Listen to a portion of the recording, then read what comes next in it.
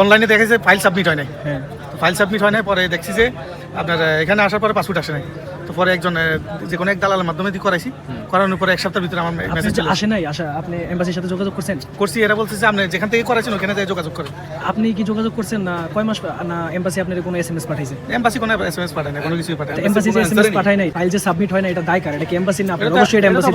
তারা আপনাকে জানাবে না যে এটা তো জানা নাই। আমি এখানে আসার পরে 1-2 মাস পরে আসার পরে এরা বলতেছে আপনি যেখান থেকে আবেদন করছেন ওখানে যান।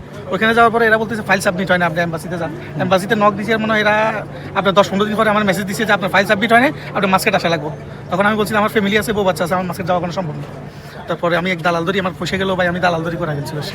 এখন কবে আসবে বলছে? তো পাসপোর্টটা আমার চলে এসছে এখন। চলে আসছে, এখন আপনি নেবেন। তাহলে এর মানে ধরেন আমরাও যদি পাসপোর্ট আনতে হয় তাহলে আমাদেরকে আপনার মতো দালাল ধরে পরে আনতে হবে। এটাই করতে পারে, এছাড়া কিছু করে না। বাংলাদেশে কি এটা ছাড়া আর কোনো উপায় নেই? অ্যাটলিস্ট তাদের তো এটা জানানো উচিত পাসপোর্টের মধ্যে কি সমস্যা, কিন্তু তারা এরকম কোনো মানুষের নিজ থেকে এসএমএস দিয়ে জানায় না।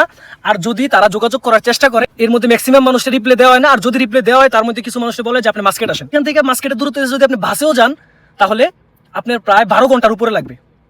এখানে তো ম্যাক্সিমাম প্রবাসী নিজের বিজনেস করে না, তারা অন্য মানুষের কাজ করে। তো অন্য মানুষের যদি কাজ করে তাহলে সে যাইতে 12 ঘন্টা, আইতে 12 ঘন্টা, একদিন ওই জায়গায় যায় কাজ সারতে, আরেকদিনে 2টা দিন। কোনো কোম্পানি তারা কি শুধু এই 2টা দিন ছুটি দিবে না? আচ্ছা, এতদিন ভোগান্তির পরে আমি 5-7 মাস 8 মাস পরে আমি পাই গেলাম, সমস্যা নেই, আমি আমার পাসপোর্ট পাইলাম। পাসপোর্ট যদি আমার ইমার্জেন্সি আনানো লাগে, সেটার জন্য যদি এক্সট্রা চার্জ হয়, তাহলে এই যে এমবাসি নির্দিষ্ট ডেট দেওয়ার পরেও নির্দিষ্ট টাইমের ভিতরে পাসপোর্ট দিতে পারে না, এক্সট্রা যে সময়গুলো নিছে, এটার জন্য তাদের কি কোনো চার্জ হবে না? এটার জন্য কি তাদের জরিমানা হবে না?